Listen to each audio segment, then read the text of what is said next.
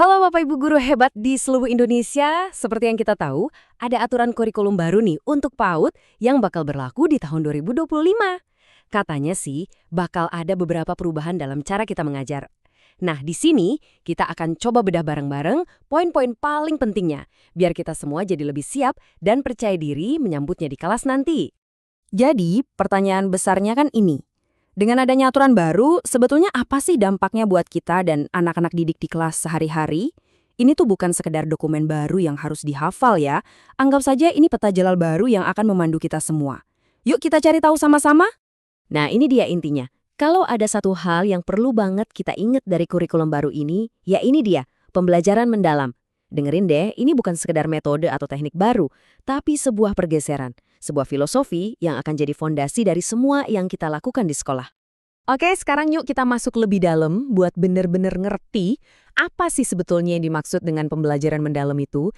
Kita akan lihat filosofi di baliknya dan kenapa konsep ini jadi penting banget buat pendidikan anak usia dini ke depannya.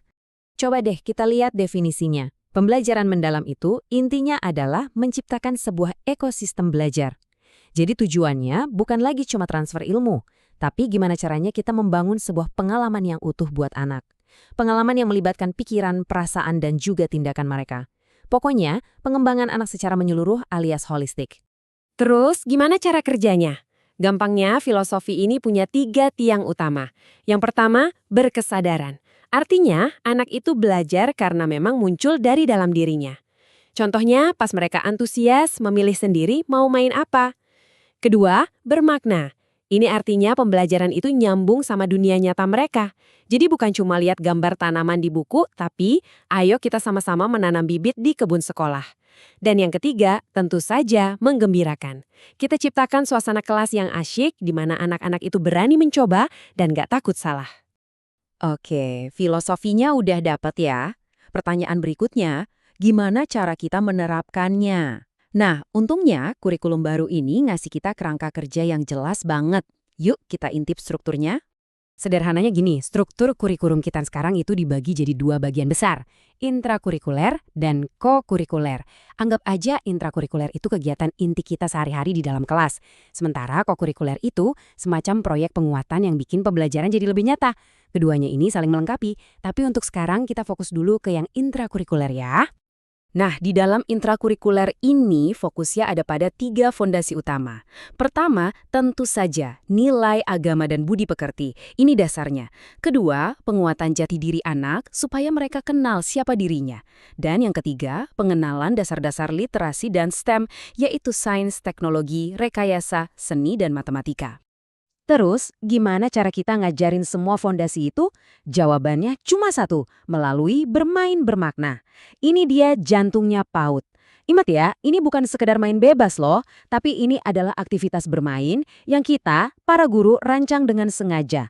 Tujuannya ya untuk memberi ruang eksplorasi, membangun karakter, dan juga kompetensi inti anak.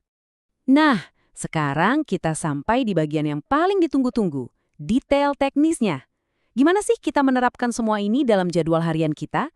Yuk kita lihat angka-angka dan aturan praktisnya yang wajib kita tahu. Ini dia nih, poin yang krusial banget. Peraturan baru ini menetapkan alokasi waktu pembelajaran minimum setiap minggunya.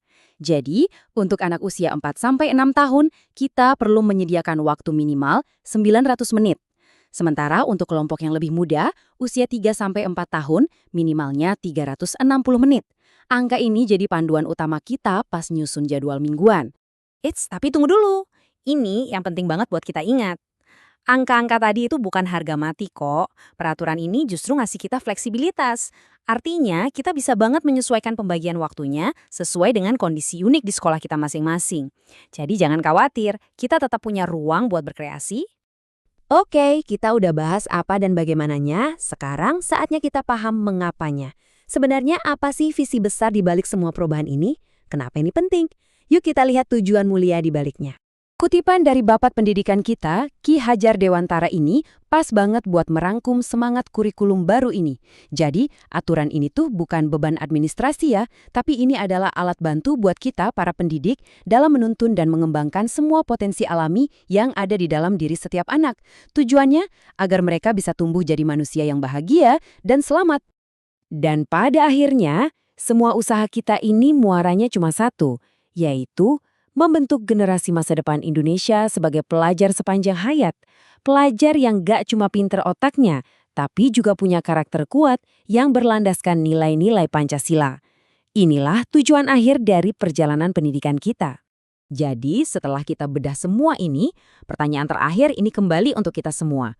Dengan panduan dan filosofi baru ini, siapkah kita sama-sama menciptakan sebuah lingkungan belajar yang benar-benar memerdekakan setiap potensi anak Indonesia? Yuk kita wujudkan bareng-bareng.